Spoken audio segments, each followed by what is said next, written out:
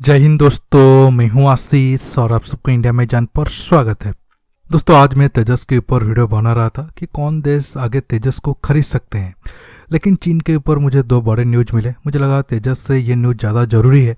पहला न्यूज है, चीन 8 महीने के बाद ये तो माना है उसकी 4 जवान गलवान में मरे थे, लेकिन चीन अब तक 3 अलग अलग आंकड़ा भारतीय अधिकारियों के सामने रखा है, जो चीनी अधिकारियों के साथ बैठकर बातचीत करते हैं। कभी चीनी आंकड़ा 4 बताया है, तो कभी 9, तो कभी 14। दूसरा न्यूज चीन और भारत को लेकर अमेरिका से आया है। अमेरिकी मीडिया के मुताबिक लद्दाख विवाद के टाइम में चीन भारत पर बहुत बार साइबर अटैक करने की कोशिश किया है। चीन की प्लान था साइबर अटैक के जरिए ग्रिड फेल करके पूरे देश को अंधकार में रखने के लिए। कहा जाता है कि पिछले साल अक्टूबर महीने में पूरे मुंबई की लाइन चली गई थी, इसके पीछे भी चीन का हाथ था।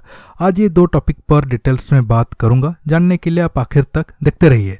पहले गलवान पर आता हूँ। देखिए, अब मैं आपको जो भी इंफॉर्मेशन दे रहा हूँ ये प्रिंट में छपी एक रिपोर्ट के अनुसार है।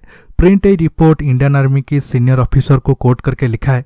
हालांकि आर्मी ऑफिसर के नाम और रैंक का खुलासा नहीं हुआ है, देखा जाए तो होना भी नहीं चाहिए। अब दोनों देश लद्दाख में विवाद को कम करना चाहते हैं, इसलिए ऑफिशियली ऐसा स्टेटमेंट आएगा तो विवाद और ज़्यादा बढ़ेगा। लेकिन हमारा मीडिया स्वतंत्र है, आर्मी में अपने सोर्स का इस्तेमाल करके ऐसा न्यूज को पब्लिक के सामने लाए जो प्रिंट ने इस मीडिया रिपोर्ट में किया है। देखिए, गलवान झड़प के बाद इंडिया ने साफ बता दिया था हमारा 20 जवान शहीद हुए थे, लेकिन चीन ने हमेशा कहा उसका कोई जवान की मौत नहीं हुई थी। हालांकि शुरू में ग्लोबल टाइम्स के एक रिपोर्टर ने ट्वीट किया था हमारा मतलब चीन का 5 जवान मरे थे। पहले चीन इस आंकड़ा को भी झूठ बताया, लेकिन सवाल ज़्यादा उठे तो चीन भी माना हाँ हमारा 5 जवान मरे थे और उनमें एक ऑफिसर भी शामिल था। चीन ने कबूलनामा सितंबर में भारतीय ऑफिशियल के सामने किया था, जो चीन के ऑफिशियल के साथ बातचीत कर रहे थे। लेकिन अब इंडियन ऑफिशियल के मुताबिक चीन 3 अलग अलग आंकड़ा भारत को दिया है। देखिए, जब लद्दाख में बातचीत चल रहा था तब मेन नेगोशिएशन टीम में कई सारे सब टीम होते हैं जो अलग अलग मुद्दे पर नेगोशिएशन करते हैं। कई बार चीन की सब टीम जो भारतीय अधिकारियों के साथ बातचीत करते हैं वो मौत का आंकड़ा कभी 5 बताए तो कभी 9 और कभी 14। ये दिखाता है चीन अपनी जवानों का अपमान तो कर रहा है, साथ में भारत की स्ट्रांग एक्शन लेने के बाद वो कंफ्यूज है क्या करेगा और क्या नहीं, इसलिए वो अलग अलग मीटिंग में अलग अलग आंकड़ा बता रहा है। नहीं तो चीन अलग अलग मीटिंग में अलग अलग आंकड़ा भारत को नहीं देता। आप कुछ दिन इंतजार करिए, चीन के अंदर से ही सही आंकड़ा आएगा। सही में कितने चीन के जवान गलवान में इंडियन आर्मी के हाथ मरे थे। अब आता हूँ मुंबई पर हुए साइबर अटैक के ऊपर। लद्दाख में जारी तनाव के दौरान चीन अपने हैकर्स की मदद से भारत में ब्लैकआउट करने की फिराक में था। अमेरिकी मीडिया न्यूयॉर्क टाइम्स ने एक स्टडी के हवाले से दावा किया है चीनी हैकर्स की फौज ने अक्टूबर में मात्र 5 दिनों के अंदर भारत के पावर ग्रिड, आईटी कंपनियां और बैंकिंग सेक्टर्स पर 40,000 से ज़्यादा साइबर अटैक किया था।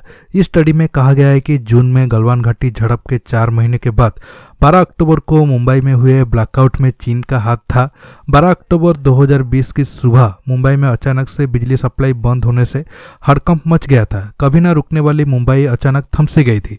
बिजली जाने से कोरोना की मार झेल रहे मुंबई के अस्पतालों में वेंटिलेटर्स काम करना बंद कर दिए थे। ऑफिसों में बिजली चले जाने से अंधेरा हो गया था। हालांकि 2 घंटे के मशक्कत के बाद फिर से पावर सप्लाई को चालू कर दिया गया था।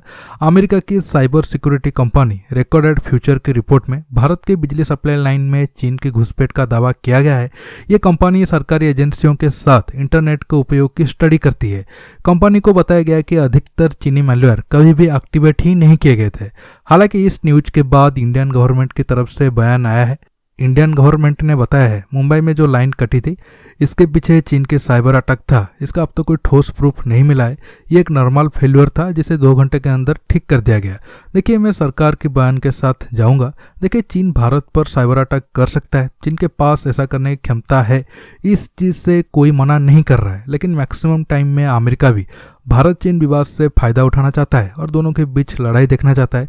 इसलिए हमें आंख बंद करके कोई भी अमेरिकी रिपोर्ट को ट्रस्ट नहीं कर सकते हैं। अगर हम मान लें चीन सच में साइबर अटैक करके भारत का बिजली बंद करना चाहता था, हमारा जीत यह है चीन सिर्फ मुंबई में ही कामयाब रहा जहां 2 घंटे के लिए बिजली चली गई थी।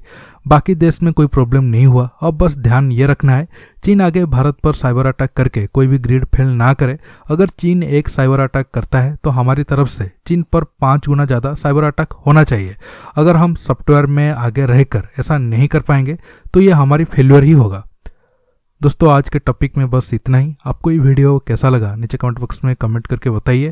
दोस्तों ये वीडियो को ज़्यादा से ज़्यादा लाइक शेयर करने के साथ साथ आप मेरे चैनल को सब्सक्राइब करना मत भूलिए और सब्सक्राइब बटन के पास जो बेल आइकन है उसे प्रेस करिए ताकि आगे आप मेरे आने वाले वीडियो को मिस ना कर सके। दोस्तों रहता हूँ, बहुत जल्द एक न्यू टॉपिक के साथ मिलूंगा। नमस्कार, जय हिंद।